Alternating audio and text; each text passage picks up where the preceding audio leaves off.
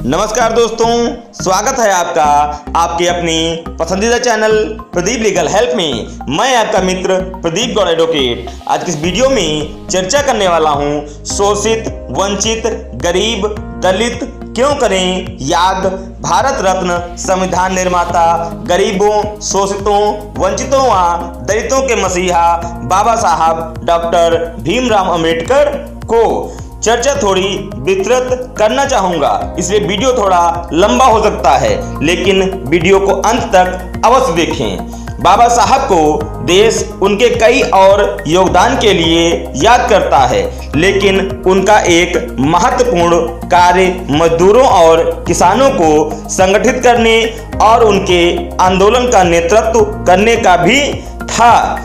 कभी कभी कम उपलब्धियों वाले लोग इतिहास के नायक बना दिए जाते हैं और महानायकों को उनकी वास्तविक जगह मिलने में सदियां लग जाती हैं। ऐसे महानायकों में डॉक्टर भीमराव अंबेडकर भी शामिल हैं। भारत में 21वीं सदी अंबेडकर की सदी के रूप में अपनी पहचान धीरे धीरे कायम कर रही है। उनके व्यक्तित्व और कृतित्व के नए नए आयाम सामने आ रहे हैं। उनके व्यक्तित्व का एक बड़ा आयाम मजदूर एवं किसान नेता का है। बहुत कम लोग इस तथ्य से परिचित हैं कि उन्होंने इंडिपेंडेंट लेबर पार्टी की स्थापना की थी। उसके टिकट पर वे निर्वाचित हुए थे और 7 नवंबर 1938 को 1 लाख से ज्यादा मजदूरों की हड़ताल का नेतृत्व भी डॉक्टर भीमराव अंबेडकर ने किया था। इस हड़ताल के बाद सभा को संबोधित करते हुए उन्होंने मजदूरों का आह्वान किया कि मजदूर मौजूदा लेजिस्लेटिव काउंसिल में अपने प्रतिनिधियों को चुनकर सत्ता अपने हाथों में ले लें। इस हड़ताल का आह्वान उनके द्वारा स्थापित इंडिपेंडेंट लेबर पार्टी ने किया था, जिसकी स्थापना 15 अगस्त 1936 को डॉक्टर भीमराव अंबेडकर ने की थी। 7 नवंबर की हड़ताल से पहले 6 नवंबर 1938 को लेबर पार्टी द्वारा बुलाई गई मीटिंग में बड़ी संख्या में मजदूरों ने हिस्सा लिया। अंबेडकर स्वयं खुली कार से श्रमिक क्षेत्रों का भ्रमण कर हड़ताल सफल बनाने की अपील कर रहे थे। जुलूस के दौरान ब्रिटिश पुलिस ने गोली चलाई, जिसमें 2 लोग घायल हुए। मुंबई में हड़ताल पूरी तरह सफल रही। इसके साथ अहमदाबाद, अम्बलनेर, चालीसगांव, पूना, धुलिया में हड़ताल आंशिक तौर पर सफल रही। यह हड़ताल डॉक्टर अंबेडकर ने मजदूरों के हड़ताल करने के मौलिक अधिकार की रक्षा के लिए बुलाई थी। सितंबर 1938 में बंबई विधान मंडल में कांग्रेस पार्टी की सरकार ने औद्योगिक विवाद विधेयक प्रस्तुत किया था। इस विधेयक के तहत कांग्रेसी सरकार ने हड़ताल को आपराधिक कार्रवाई की श्रेणी में डालने का प्रस्ताव किया था। डॉक्टर अंबेडकर ने विधानमंडल में इस विधेयक का विरोध करते हुए कहा कि हड़ताल करना सिविल अपराध है, फौजदारी गुनाह नहीं। किसी भी आदमी से उसकी इच्छा के विरुद्ध काम लेना किसी भी दृष्टि से उसे दास बनाने से कम नहीं माना जा सकता है। श्रमिक को हड़ताल के लिए दंड देना उसे गुलाम बनाने जैसा है। उन्होंने कहा कि यह हड़ताल एक मौलिक स्वतंत्रता है, जिस पर वह किसी भी सूरत में अंकुश नहीं लगने देंगे। उन्होंने कांग्रेस सरकार से कहा कि यदि स्वतंत्रता कांग्रेसी नेताओं का अधिकार है, तो हड़ताल भी श्रमिकों का पवित्र अधिकार है। डॉक्टर अंबेडकर के विरोध के बावजूद कांग्रेस ने बहुमत का फायदा उठाकर इस बिल को पास करा लिया। इसे काले विधेयक के नाम से पुकारा गया। इसी विधेयक के विरोध में डॉक्टर अंबेडकर के नेतृत्व में लेबर पार्टी ने 7 नवंबर 1938 की हड़ताल बुलाई थी। इसके पहले 12 जनवरी 1938 को इंडिपेंडेंट लेबर पार्टी के बैनर तले ही डॉक्टर अंबेडकर ने किसानों के लिए संघर्ष का नेतृत्व किया। इस दिन ठाणे, कोलाबा, रत्नागिरी, सतारा और नासिक जिलों के 20,000 किसान प्रदर्शन के लिए बंबई में जमा हुए थे। जुलूस का नेतृत्व डॉक्टर अंबेडकर ने खुद संभाला। किसानों के इस जुलूस की मुख्य मांग वतन प्रथा और खोटी प्रथाओं का खात्मा था। 17 सितंबर 1937 को उन्होंने महारों की अधीनता की स्थिति में रखने के लिए चली आ रही वतन प्रथा खत्म करने के लिए एक विधेयक पेश किया था। वतन प्रथा के तहत थोड़ी सी जमीन के बदले महारों को पूरे गांव के लिए श्रम करना पड़ता था और अन्य सेवा देनी पड़ती थी।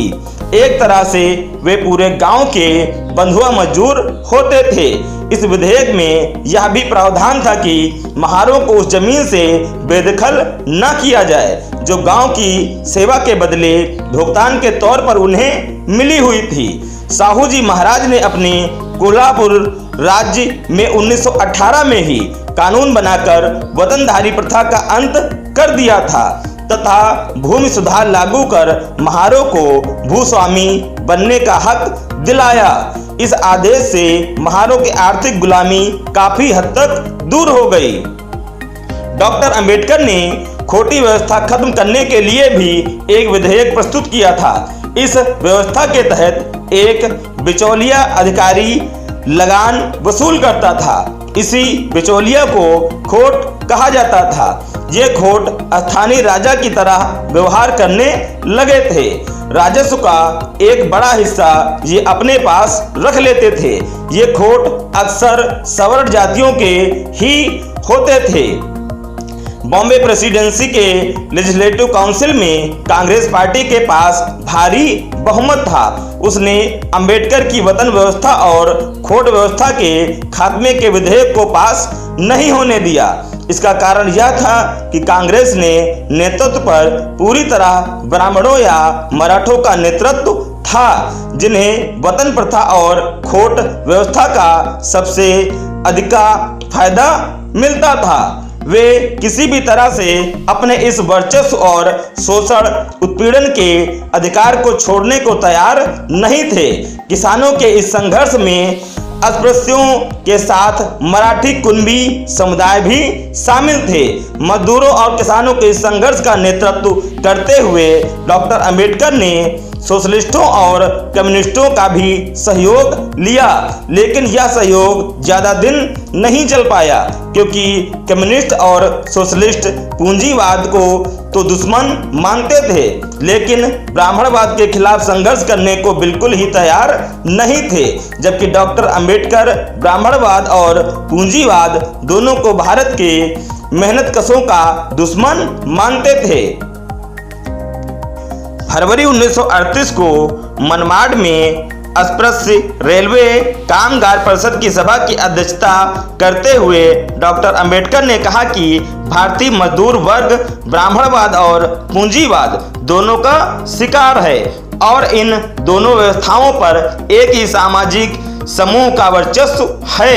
उन्होंने सभा में उपस्थित अस्पृश्य कामगारों से कहा कि कांग्रेस, सोशलिस्ट और वामपंथी तीनों अस्पृश्य कामगारों के विशेष दुश्मन ब्राह्मणवाद से संघर्ष करने को तैयार नहीं हैं। उन्होंने अस्पृश्यों के कामगार यूनियन से अपनी पार्टी इंडिपेंडेंट लेबर पार्टी का समर्थन करने का आह्वान किया।